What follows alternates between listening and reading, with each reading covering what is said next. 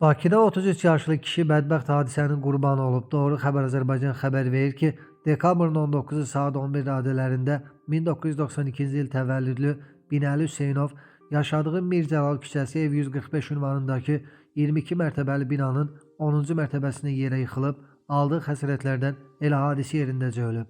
Faktla bağlı Binəqədi rayon prokurorluğunda araşdırma aparılır. Oxşar hadisə Sumqayıt şəhərində də baş verib. Belə ki, dekabrın 19-u saat 16 radələrində Abşeron rayon sakini 2008-ci il təvəllüdlü Fatimə Qurbanzadə 16-cı məhəllənin ərazisində yerləşən binanın 8-ci mərtəbəsindən yıxılıb. O da həyatını itirib. Faktla bağlı Sumqayıt şəhər prokurorluğunda araşdırma aparılır.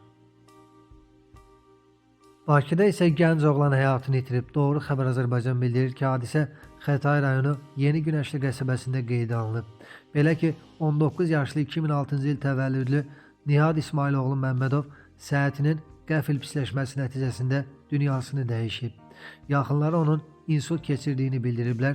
Baş vermiş ölüm faktı ilə bağlı araşdırma aparılır.